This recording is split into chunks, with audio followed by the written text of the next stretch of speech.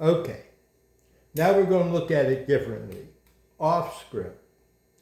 Because we're going from Wicked Edge Expert Corner way. Because we're going from the standard vise, which has only the one hole, with bases that have two holes, we're going to I prefer to remove those threads so that we're not using one screw down inside and one screw up top. What that does is, let me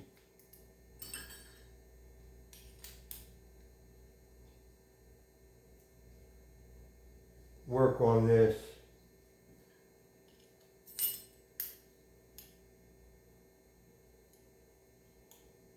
To show you, I wish I had two of the upgrade kits that I could work them simultaneously, but I only have the one. See, one is down inside and one is up top. It's like setting your valve clearance with the two wrenches at the same time. Old car valve clearance. Going back and forth.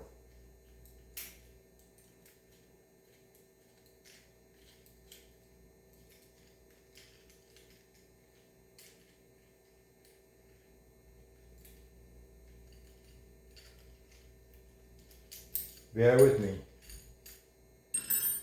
Okay. The vise is off. The can is here. There's the short screw fell in my hand. Because I prefer to do it a little miscombobulated today.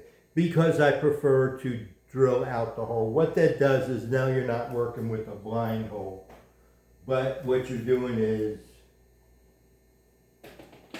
using the hole more easily, and instead of using the blind screw, I'm just going to place it on there and put this on here and use these screws as is.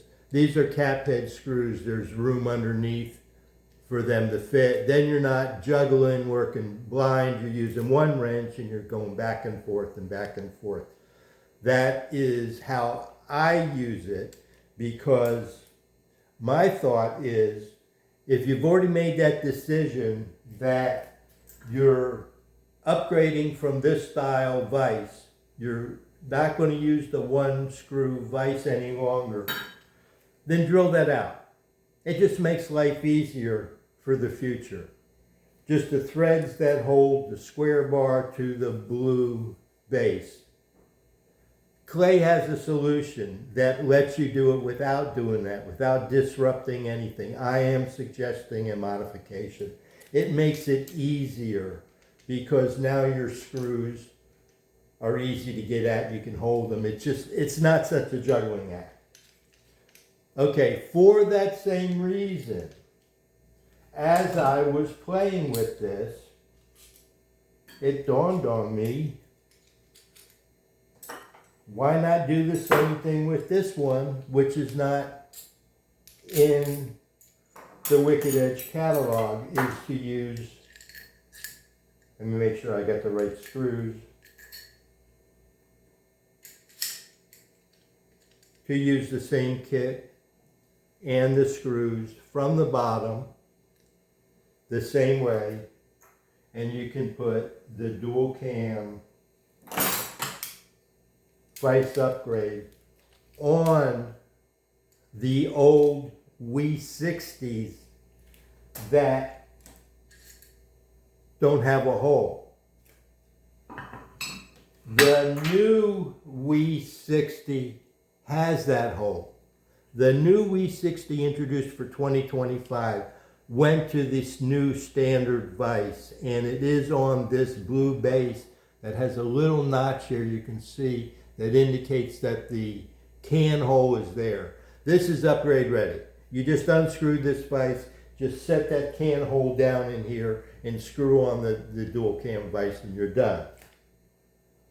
This one was produced for years and years and years, and there's lots of these with the standard vise.